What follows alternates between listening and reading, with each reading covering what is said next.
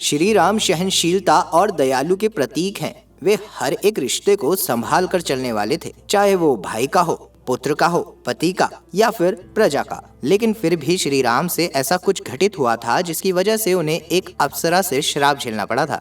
आखिर कौन थी वो अप्सरा जिसने मर्यादा पुरुषोत्तम श्री राम को श्राप दिया था? चलिए जानते हैं इस अद्भुत और अनसुनी कहानी के बारे में वीडियो के अंत तक। देवराज इंद्र का पुत्र और किष्किंधा का राजा बाली जिससे भी लड़ता था, लड़ने वाला कितना ही शक्तिशाली हो, उसकी आधी शक्ति बाली में समा जाती थी और लड़ने वाला कमजोर होकर मारा जाता था।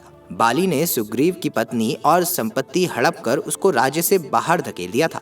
यही वजह थी कि प्रभु श्री राम ने सुग्रीव से अपने बड़े भाई बाली से युद्ध करने को कहा और इसी दौरान श्री राम ने छुपकर बाली पर तीर चला दिया और वह मारा गया। बाली के वध के बाद उसकी पत्नी तारा को बहुत दुख हुआ। तारा एक अप्सरा थी।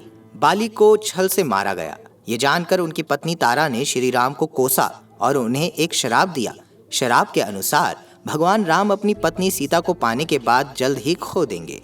उसने यह भी कहा कि अगले जन्म में उनकी मृत्यु उसी के पति यानी बाली द्वारा हो जाएगी। अगले जन्म में भगवान विष्णु ने श्री कृष्ण के रूप में जन्म लिया था और उनके इस अवतार का अंत एक शिकारी भील जरा जो कि बाली का ही दूसरा जन्म था उसके द्वारा किया गया था। श्री राम को पत्नी वियोग की श्राप की कथा नारद जी के द्वारा भी दिया गया था। एक कथा के अनुसार एक बार नारद मुनि तपस्या में लीन थे तथा इंद्र के कई पैतरे आजमाने के बावजूद भी उनकी तपस्या भंग नहीं हुई। इंद्र ने अंत में कामदेव को भेजा लेकिन वो भी असफल हुए।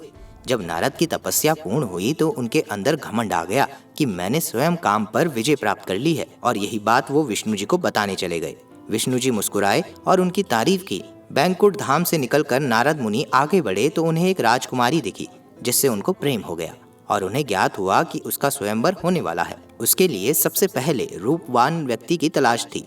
ये सुन के नारद मुनि विष्णु जी के पास गए और उनसे उन्होंने बिल्कुल उनके जैसा हरि रूप मांगा। विष्णु जी ने तथास्तु कहा और उन्हें हरि रूप दे दिया।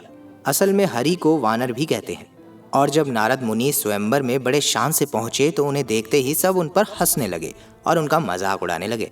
नारद मुनि पहले तो समझ नहीं पाए लेकिन जब उन्होंने अपना प्रतिबिंब देखा तो वो चौंक गए। नारद जी गुस्से में बैंकुट धाम पहुंचे और उन्होंने विष्णु जी से पूछा कि उन्होंने ऐसा मजाक क्यों किया। तो विष्णु जी ने कहा कि ये सिर्फ उनका घमंड तोड़ने के लिए किया गया था।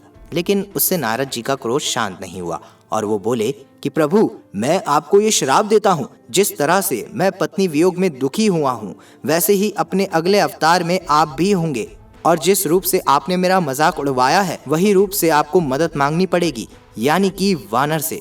विष्णु जी ने सहर्ष ये श्राप स्वीकार किया और ये होते ही नारद मुनि का गुस्सा शांत हुआ। तभी उन्हें ये पश्चाताप हुआ लेकिन तब तक देर हो चुकी थी। तब वो समझ गए थे कि ये प्रभु की ही लीला है। तो इस तरह नारद मुनि के श्राप के कारण ही त्रेता युग के अवतार श्री राम को पत्नी वियोग और वानरों की मदद लेनी पड़ी। दोस्तों, अगर आपको हमारी एक रोचक कथा अच्छी लगी हो तो वीडियो को लाइक करें, शेयर करें और आपको ये कहानी कैसी लगी हमें कमेंट बॉक्स में ज़रूर बताएं। धन्यवाद।